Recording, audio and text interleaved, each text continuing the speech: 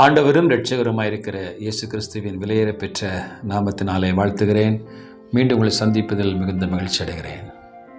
ஒவ்வொரு நாளும் ஒரு வேத வசனத்தின் வழியாக ஆண்டவர் நம்மோடு கூட பேசி கொண்டிருக்கிறார். இன்றைக்கும் ஒரு வார்த்தையை தியானிக்கப் போகிறோம்.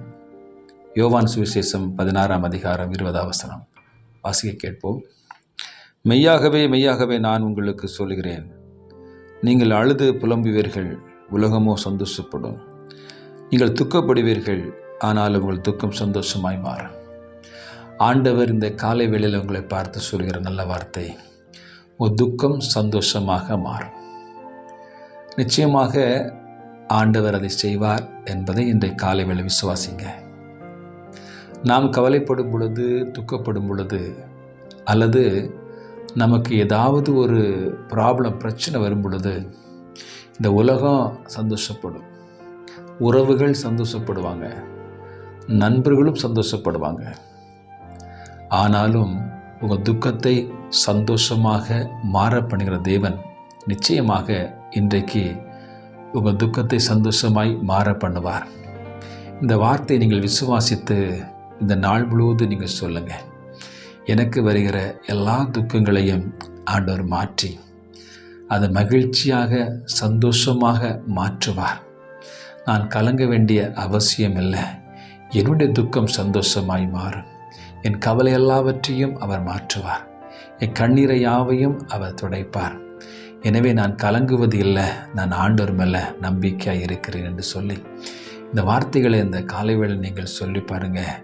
மெய்யாகவே ஆண்டவர் நமக்கு ஒரு விடுதலை தருவார், மெய்யான சமாதானத்தை தருவார். வேதம் சொல்கிறது, உலகம் கொடுக்கக்கூடாத சமாதானத்தை விட்டு செல்கிறேன், என்னுடைய சமாதானத்தையே உங்களுக்கு தருகிறேன். அவன் தேவனுடைய சமாதானம் உங்களுக்குள்ளால இருக்கும். அன்னாள் தேவ சமூகத்தில் மனம் கசந்து அழுதாள்.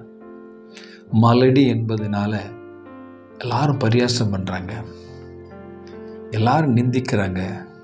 அவள் தேவனை ஆராதிக்கிற ஒரு குடும்பத்தில் வாழ்ந்த ஒரு ஸ்திரீ தான்.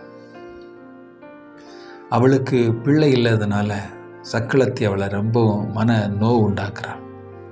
தேவாலயத்துக்கு போகும் பொழுதெல்லாம் அதை குறித்து குற்றப்படுத்தி மன வேதனைப்படுத்துறதுனால மிகவும் துக்கப்பட்டு மன கசந்து தேவாலயத்தில் இருதயத்தை ஊற்றி ஜெபித்தாள். மிக துக்கமான ஒரு காரியம். யாராலும் அந்த துக்கத்திலிருந்து விடுதலை கொடுக்க முடியலை. அப்படி புருஷனால் முடியலை, உறவுகள் சொந்தங்களால் முடியலை. தேவாலயத்தில் போய் இருதயத்தை ஊற்றி ஜெபித்த போது ஆண்டவர் அவளுக்கு பதில் கொடுத்தார். அவள் துக்கத்தை சந்தோஷமாய் மாற்றினார். ஒரு ஆண் குழந்தை கொடுத்தார். அந்த ஆண் குழந்தை ஒரு பெரிய ஒரு தீர்க்கதரிசியாக ஆண்டவர் மாற்றினார்.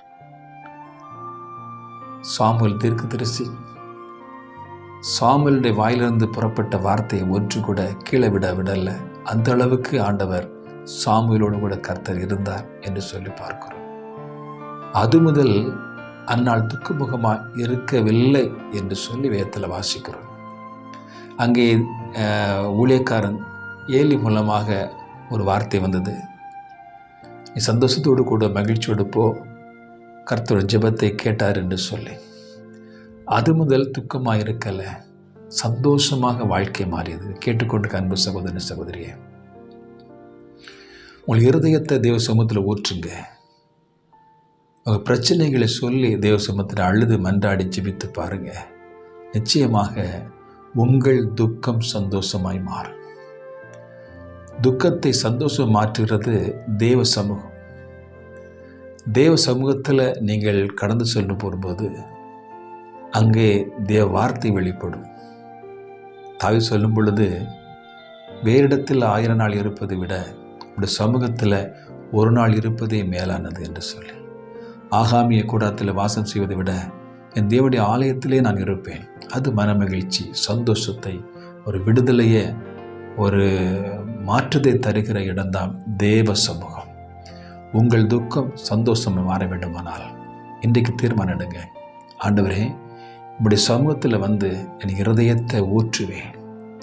அந்நாளை போல நிச்சயமாய் அந்நாளுடைய துக்கத்தை சந்தோஷம் மாற்றின தேவன் எனக்கும் மாற்ற வல்லவர் என்று சொல்லி நம்புங்க. நிச்சயமான விடுதலையை இன்றைக்கு பெற்றுக்கொள்ள முடியும். ஆமென். God bless you.